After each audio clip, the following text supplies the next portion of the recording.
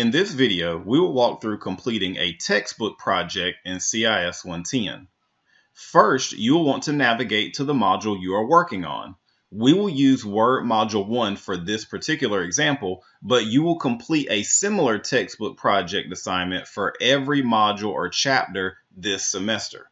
You'll also want to ensure you have Microsoft Office 365 installed on your computer before attempting to open and complete the textbook project. For this, you will be working inside the real programs to create a real document. This is somewhat different than when you worked through the training in our previous assignment. First, you will want to locate the textbook project for that section. Again, we will locate the Word Module 1 textbook project for this example. I'm going to hover my mouse over the Word Module 1 textbook project Cengage link and click it. Once you click it, all the resources will open over in our SAM portal for you to complete the textbook project. You will be presented to a view similar to this one, noting your assignment name, the number of submissions allowed, and the number of submissions you have remaining. In our course, we have 5 submissions allowed for every assignment. You can see I've already used one in testing out this video, but I still have 4 remaining. So that means you're able to submit your assignment for the textbook project up to 5 times, and your highest grade is recorded in the Moodle gradebook. So to begin, let's click on Start.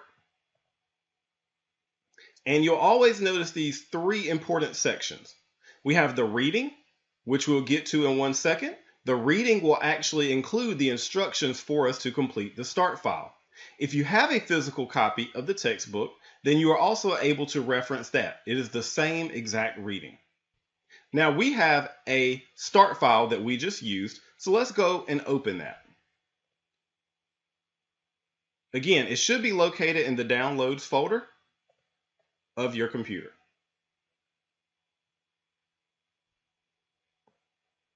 Click on Enable Editing. And the first thing we want to do is resave this file with the correct file name. To find your file name that the file anticipates, if you click Continue, this is where you'll submit it. You are able to copy and paste this file name that it expects. So I'm going to highlight it.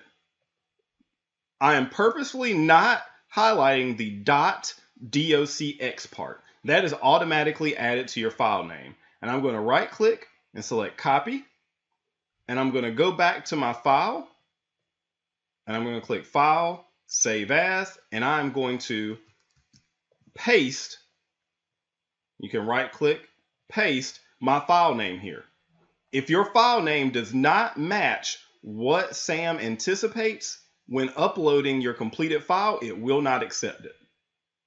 I'm going to click Save.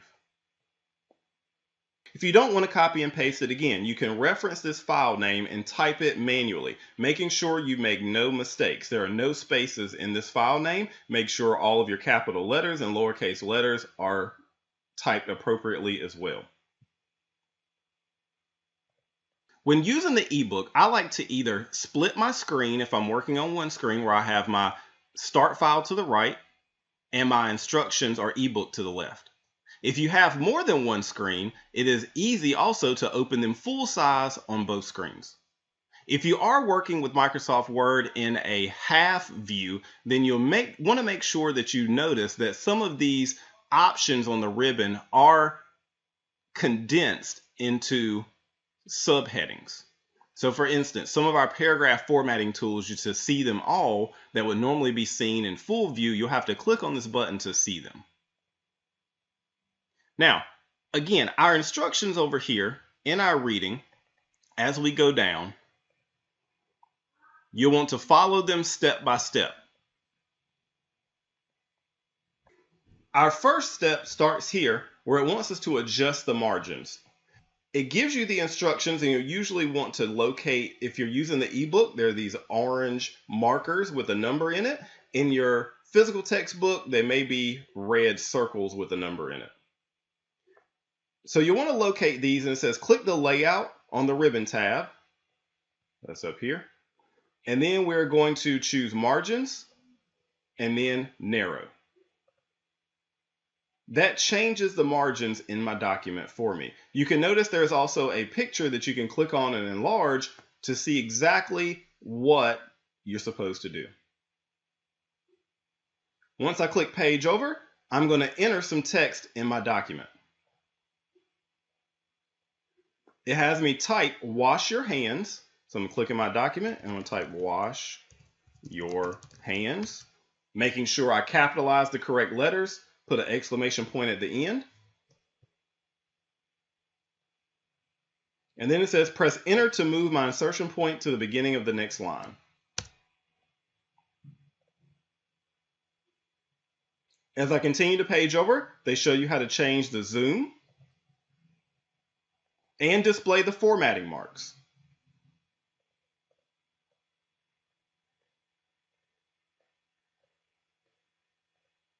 As we continue in our instructions, we're going to type more words in our document.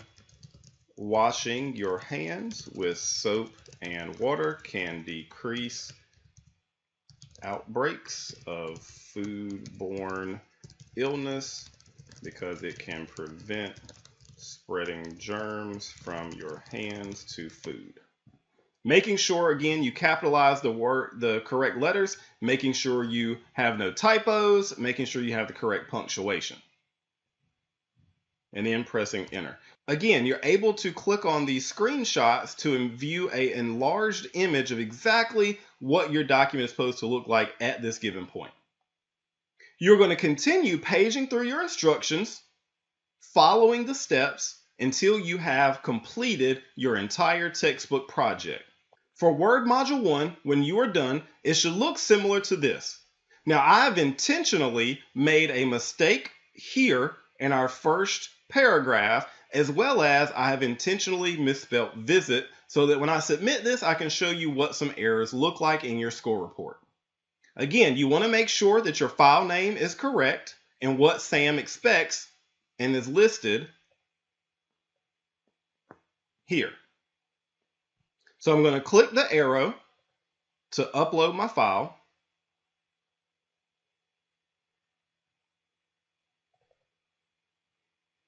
If you receive a green check mark, you're good to go to click on submit. If you do not, it may say unexpected file name. You'll want to check to make sure your file name, again, matches this letter for letter, number for number here, without the .docx part. That is added automatically. So do not include that in your file name. So I click submit. Sam grades it very quickly, and I'm able to view my graded summary report. When your summary report opens, you'll notice your overall score at the top. Again, I purposely made some errors, so I got a 76 out of 100. Don't worry, remember you have 5 attempts and your highest score is counted in the gradebook. So as I go down here, I can see in the red text some information about my file over here to the right. So it says to word wrap text as you type has been done incorrectly. But it's saying not that necessarily I did that word wrap incorrectly, but it's saying it actually can't find the text. Even here, it says the paragraph beginning with washing your hands with soap was not found.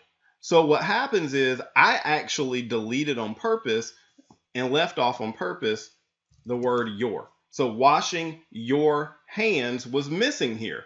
So you can see anytime it says that text was not found or maybe you didn't complete a step, also check for typos because it could be something as simple as that. So every time you see that the paragraph beginning with washing your hands, which is this one here in my document, was not found, that is referring to I had a typo. I had completely left off the word your. As I scroll down, I also noticed that it says that the last paragraph starting with visit was not found. And again, that's because I purposefully misspelled visit so I could get an error here in my score report. Once I fix those two, I want to make sure to save my document and I'll go back to Sam to resubmit. So here in Sam, I'm able to click the resubmit button, or if you've went all the way back out, you can come back into the textbook project assignment you're working on and click and submit again. I'm going to choose my file, click on submit once again, and I'm going to view my updated score report. In this score report, as you see, I earned a 100. Once you get more than one submission for any given assignment, make sure you match it up to the submission number. Make sure you're always looking at the most up-to-date submission. Also, make sure you're always submitting the most up-to-date version of your textbook project file.